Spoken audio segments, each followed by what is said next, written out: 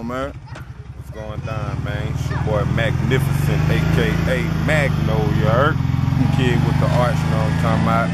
Just give you a little brief history on me, you know what I'm saying? I've been in the game about 13, 14 years, you know what I'm saying? Starting the game probably like late 2000, you know what I'm saying? Going into 01, you know what I'm saying? Jumped on the map by like late 01, you know what I'm saying? By jumping on the, I want to say Texas Takeover, you know what I'm saying, with 33rd Records, and later with Final Chapter 2K2, even though it was in late 01, with the Swisher Highs, you know what I'm saying, so y'all probably remember me for that, you know what I'm saying.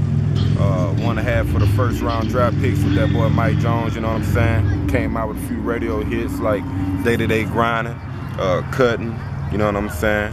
Had a few underground smashes, pulling up on Twinks with the boy Charlie Boy, you know what I'm saying. Did a string of hits with 33rd Records. What It Do family, shouts out to my people out there in that Austin, you know what I'm saying. Rapid Rick and them, you know what I'm saying. Shoot, you know, just grinding. Also, you know, I put in a little work up east, you know what I'm saying, on the East Coast, out there in New York, you know what I'm saying, with Desert Storm South and DJ Clue now, you know what I'm saying, so shouts out to them, you know what I mean. Matter of fact, look like the New York number popping up on the phone, but that's how it be going down, you know what I'm saying.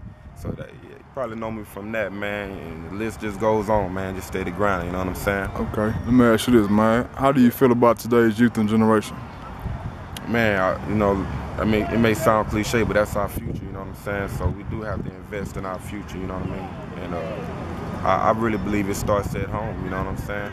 And, you know, unfortunately, a lot of home structures ain't up to par for kids, you know what I'm saying? So they have to look elsewhere, you know, for guidance and whatnot, and that's what, you know, people like the teachers and, you know, basically, like they said, take a village to raise a child, you know what I'm saying? That's when everybody in the environment, that's when they have to step in, and, you know, and make sure we make a way for these kids, you know what I'm saying? But definitely, they our future, man, you know what I'm saying? How do you feel about, how do you feel about your own community, man? You know, I love my community, you know what I'm saying? I mean, I came up in it, you know what I mean? It's home, you know what I'm saying? That's why I know home to be, you know what I mean? And any chance I can, you know what I'm saying, I give back, you know what I'm saying? A lot of people always think about giving back is always monetary, you know what I'm saying? If it ain't nothing but just talking to the kids, you know what I'm saying, giving kids some game, because honestly, I ain't rich, so I can't give them, you know, too much, you know, monetary, but you got, whatnot like that. But you got a lot of substance though, at right? the end of the day, it's all about just coming with the substance, you know what I'm saying, and just talking to them, you know what I'm saying. And it don't always have to be through the mic, because you know, at the end of the day, through the mic is gonna be fun, you know what I'm saying. And the minute a kid feel like you preaching to them through the music or preaching to them while they listen to the music, they gonna turn it off, you know what I'm saying. But if you can put in a good moral in with the story, I think, you know, even gangster stories have a good moral to it. So, you know what I'm saying? If you can put in a good moral, man, I think the message is clear, you know what I'm saying? But at the end of the day, that's what it comes down to, you know what I'm saying? The kids in the community, they're our future, you know what I'm saying? We have to guide them and give back any way we can. Now, if you Bill Gates and you're making all that money, you know what I'm saying? It's cool to give a speech here and there, but, you know, break bread, you know what I mean? So I think everybody should give back in the way that they best can, you know what I mean? Okay. And you know, all that helps, man. For sure. Let me ask you this, man. Do you feel children in the urban areas receive the same quality education and opportunities as those in rural areas? It depends, you know what I'm saying? I believe it depends. Let me give you an example. Okay, so Klein Forest is on, like, all their kids do their homework on laptops. More in the inner city, such as HISD, they still on the old system. Right. I do feel that does happen, you know what I'm saying? I feel that happens a lot, you know what I mean?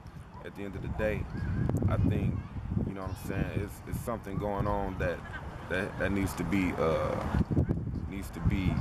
acknowledged, you know what I mean, when it comes down to something like that. And unfortunately, the voice needs to come from up top, because when they hear it from down bottom, you know, for some reason they don't get through, you know what I mean? They hear it from us, you know, it comes off as an excuse, you know.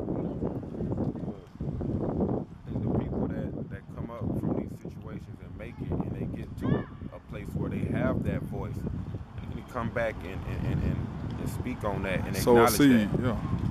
Sow a seed. Exactly. Do you feel children that have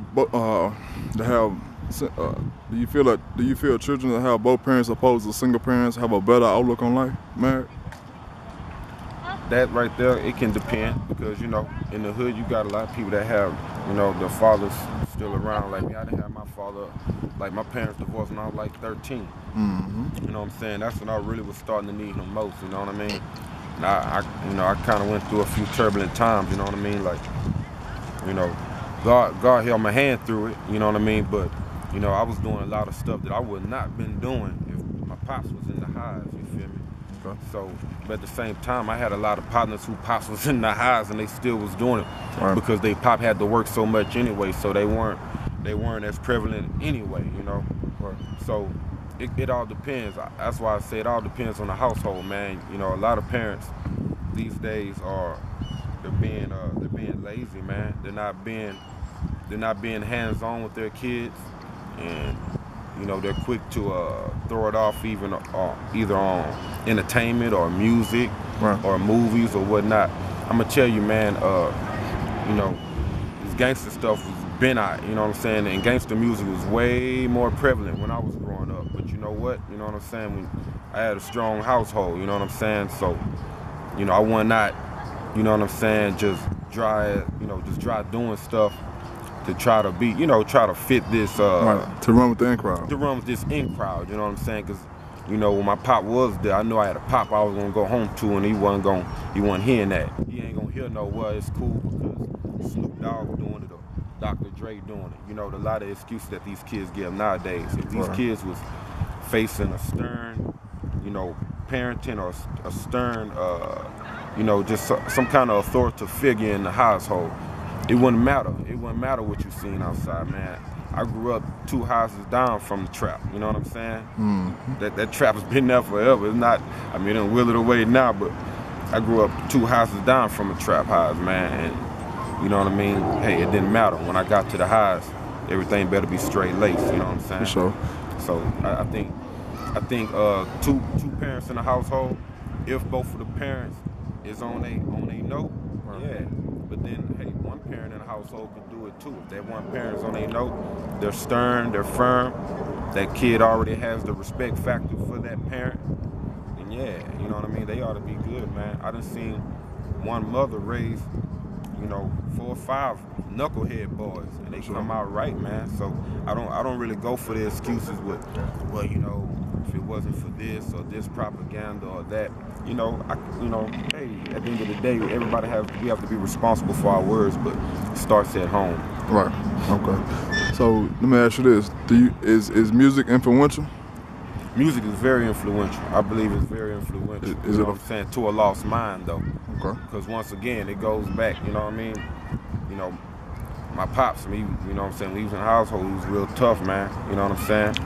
He wasn't hearing none of that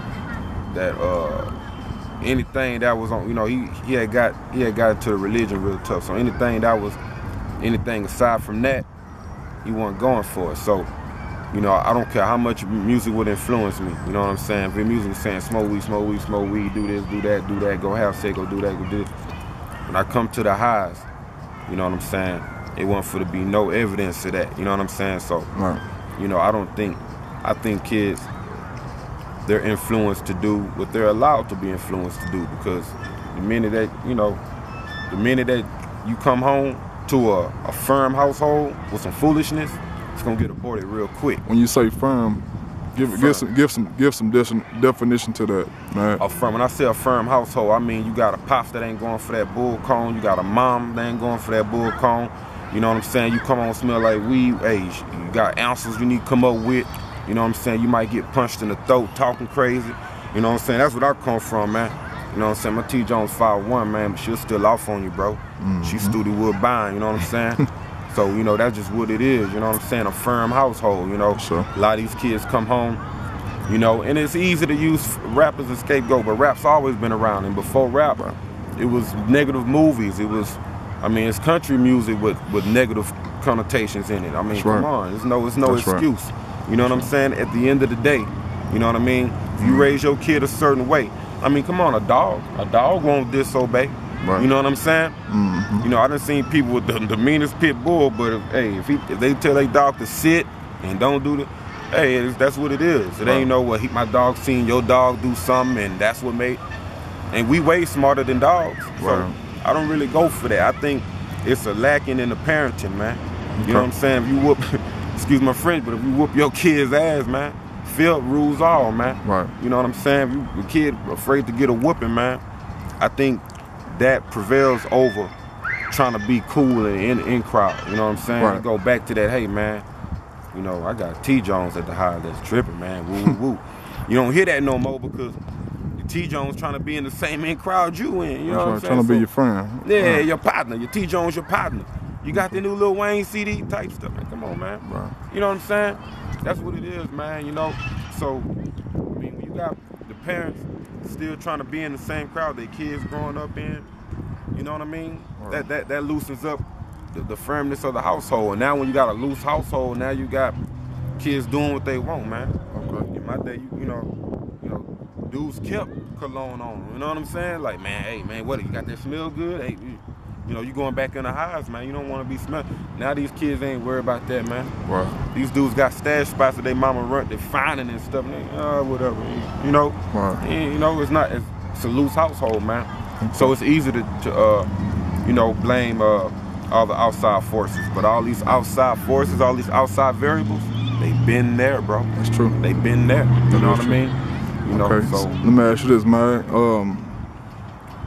Did you know did you know children that have parents in prison have an 80% chance of being in prison themselves?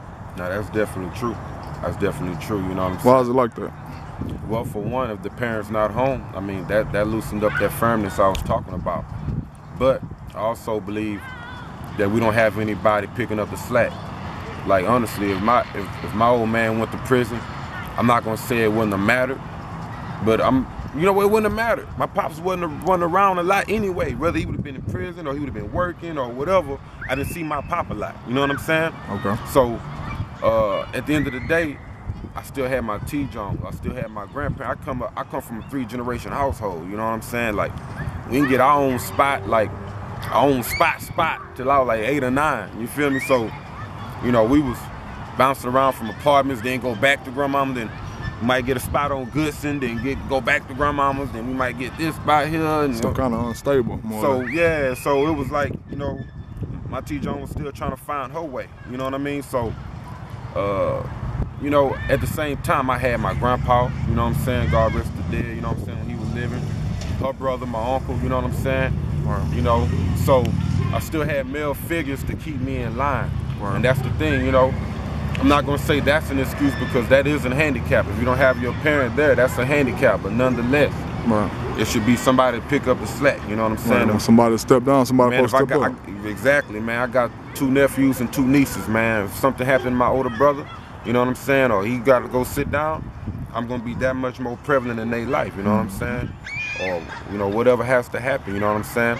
There are other uncles, they're also gonna pick up the slack. All of us gonna pick up the slack because we know that, hey, their father's not around. So it shouldn't really be an excuse. It's just circumstantial. You know what I'm saying? Sometimes, you know, you gotta improvise. Yeah, you gotta improvise, you know, and that's just what it is, you know what I'm saying? But I can definitely understand where those statistics come from. But like I say, I got partners where they got both their parents in the household, man. They sitting on death row, bro. Okay. From this neighborhood, you know what I mean? So I mean, it is what it is, you know. At the end of the day, you know, it's what you teach your kids, and hopefully they retain it and learn from it and pick it up. You know what I'm saying? Some kids just go in the ear and out the other, you know. A lot of these kids nowadays, man, you got a lot of kids with 2-parent household. They trying so hard to be like a kid that come from a 1-parent household. Right. He's lost in the South. That is true. Okay. Let me ask you this: what type of resources and support do these kids need to help them be better people? Man, I think it just takes guidance from the people of the community, man. You know, a lot of these kids are always getting shunned or, you know, I mean, even you know, we all guilty of it. Like, oh man, these kids these days, man, they ain't like how we were. You know, that's all cool and all, but gotta give these kids some guidance, man. Give them some game, give them some knowledge, give them some outlook, give them some perspective, man. You know what I'm saying? Like, I notice just when I'm around the neighborhood, man, you know, if I see a group of kids that, you know, they just chilling or whatever, if I get a chance, I mosey on around them. You know, I probably give them a CD or whatever, but at the same time, I chop game with them, see where they head at, you know. And, you know, a lot of times, man, the kids will just listen, man. You know, a lot of us say these kids won't listen, but it depends on the approach. They very vibrant, too. Yeah, it depends. It depends on the approach, man. If you come to them like, hey, you know, you don't come to them on some condescending type stuff, you know, like, yeah, you know, don't come like that, you know. Come real, you know, speak to them, see where they mind at. And you'll be surprised, man, these kids is really